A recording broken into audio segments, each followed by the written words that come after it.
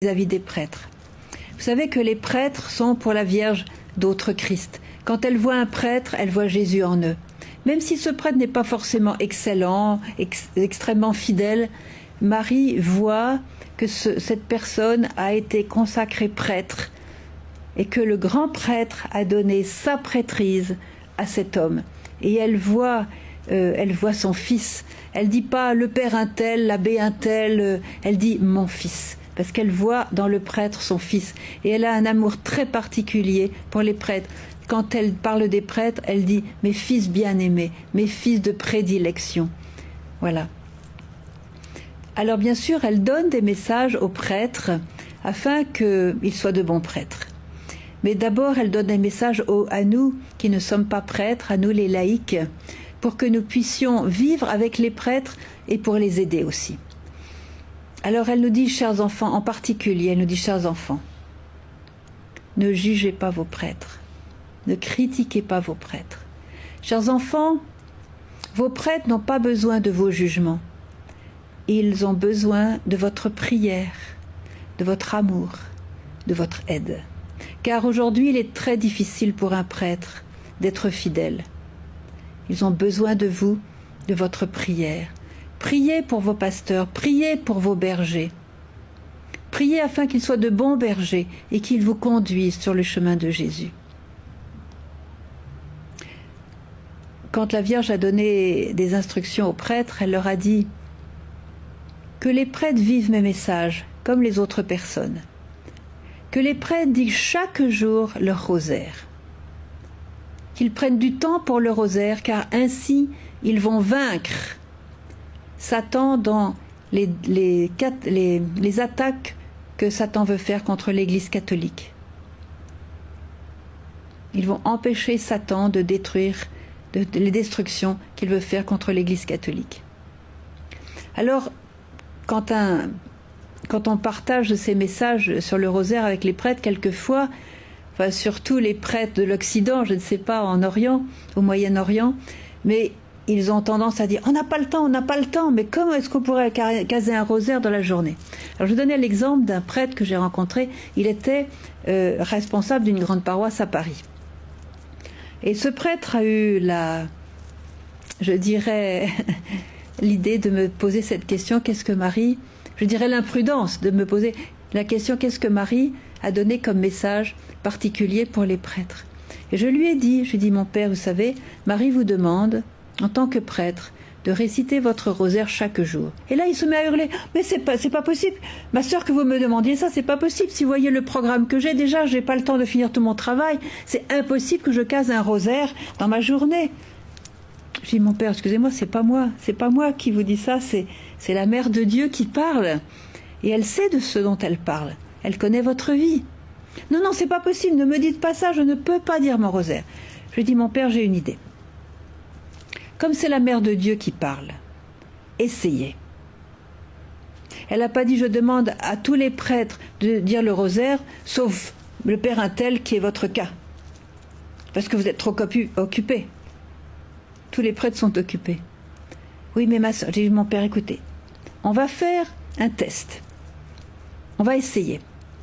Vous allez prendre votre chapelet, votre rosaire, et par amour pour elle, vous allez lui donner sa chance. Quand vous allez rentrer à Paris, vous allez prier un rosaire. Vous allez pousser quelque chose d'autre dans votre programme et vous allez prier votre rosaire.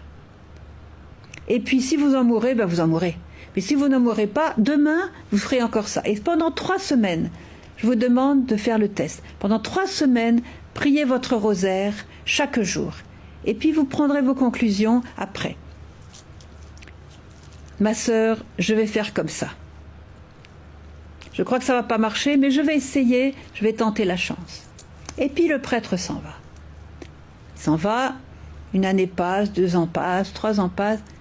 Au bout de 3 ans, je vois revenir le prêtre à Medjugorje. Je le vois arriver de loin, je me dis c'est le prêtre du rosaire. Bon, j'ai pris mon courage à 2 mains, je suis allée le voir et puis je lui dis « mon père, bonjour mon père, comment allez-vous? Comment ça va là-bas ?»« Mon père, et le rosaire ?» Il m'a répondu « ma sœur, le rosaire, ça marche. » J'ai dit « allez, racontez-moi comment ça marche. » Ma sœur, voilà.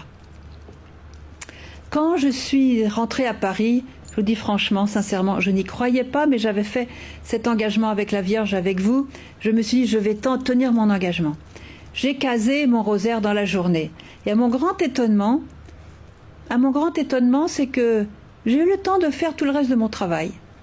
Je me dis, tiens, c'est peut-être un hasard. Le lendemain, j'ai redit mon rosaire.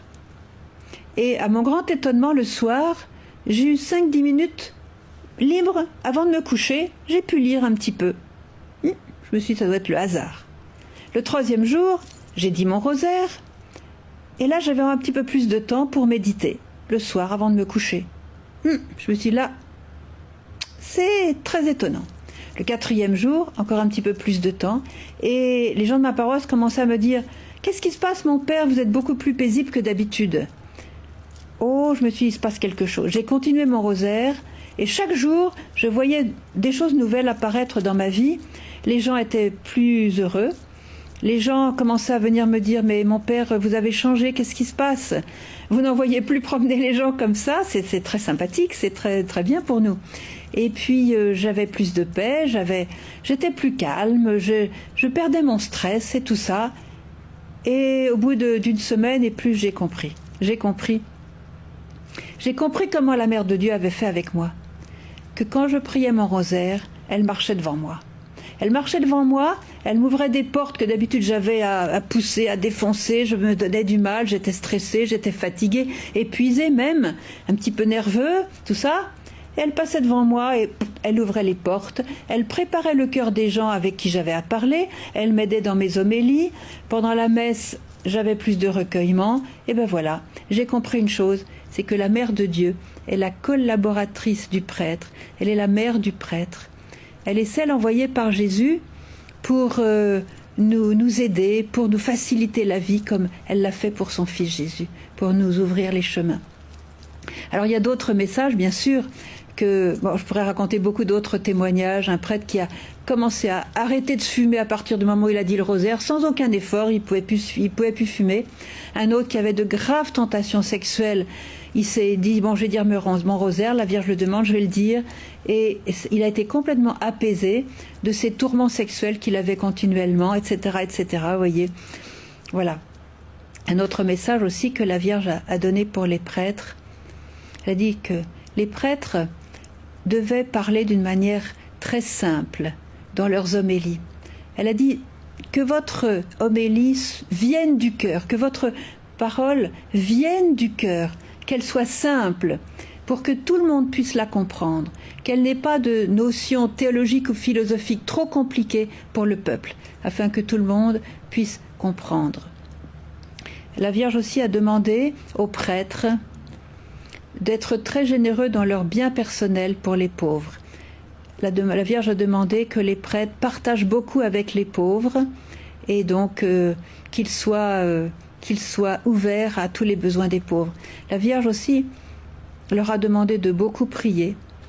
Elle a demandé que dans chaque paroisse, il y ait une chapelle d'adoration perpétuelle et que le prêtre aide les fidèles à prier, que les prêtres aident les fidèles et tout le monde à prier le rosaire, qu'ils expliquent le rosaire, qu'ils montrent l'exemple de rosaire, aussi de l'adoration.